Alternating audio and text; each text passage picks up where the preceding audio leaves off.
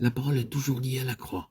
L'apôtre Paul emploie cette phrase, car la parole de la croix est la puissance de Dieu. 1 Corinthiens 1,18.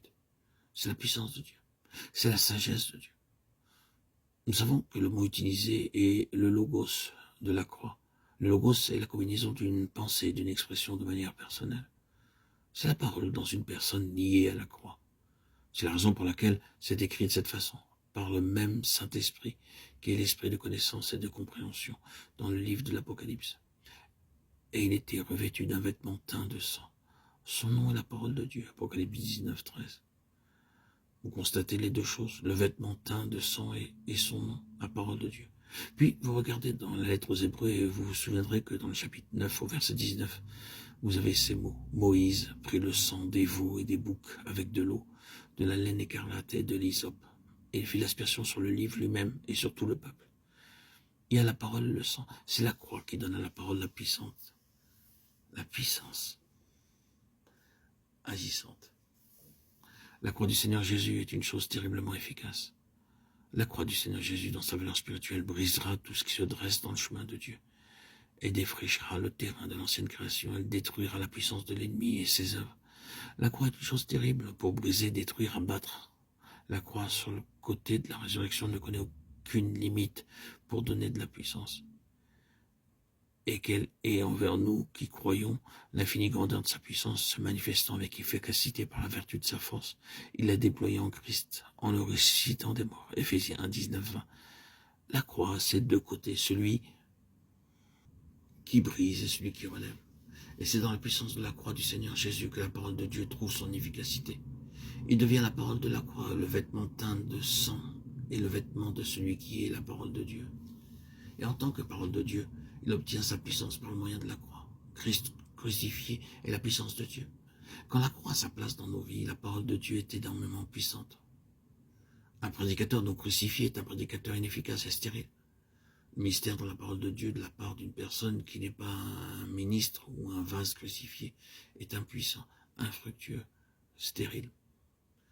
Trouvez un homme crucifié donnant la parole de Dieu et vous saurez qu'elle sera efficace, fructueuse, puissante. Prenez Jérémie comme une grande illustration de l'Ancien Testament. Si jamais il y eut un homme crucifié en esprit, ce fut Jérémie. Il porte les marques de l'homme crucifié dès le début. Si vous désirez connaître ce qu'est un homme crucifié, lisez le premier chapitre de la prophétie de Jérémie, et vous le verrez manifesté comme tel de suite. Lisez tout le livre de Jérémie, et vous verrez un portrait grandeur nature d'un homme crucifié. Allez au chapitre 1 et au verset 4 à 6. La parole de l'Éternel me fut adressée en ces mots. Avant que je t'ai formé dans le ventre de ta mère, je te connaissais. Et avant que tu sois sorti de son sein, je t'avais consacré. Je t'avais établi prophète des nations. Tout homme naturel non crucifié saisirait cela et dirait « Oh, moi, je suis quelqu'un. Quel pouvoir m'est confié? Quelle œuvre j'obtiens? Celle de toute une vie. » Je répondis à Seigneur éternel, « Voici, je ne sais point parler, car je suis un enfant. » Telle est la réaction d'un homme crucifié face à une grande perspective placée devant lui par le Seigneur. Voyez ce qu'un homme crucifié peut être lorsque le Seigneur l'a dans ses mains. Versets 9, 10.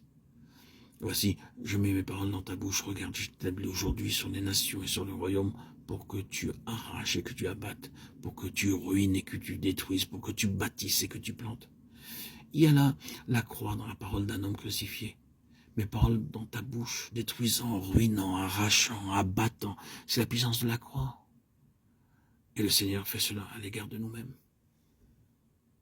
La croix fait de grands ravages dans notre chair. Elle nous amène à une fin.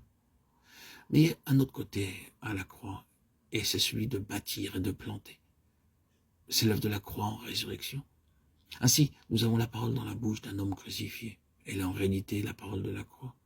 Elle est Christ crucifié. La puissance de sa croix amenant en vue un homme céleste par l'incarnation de la parole de Dieu.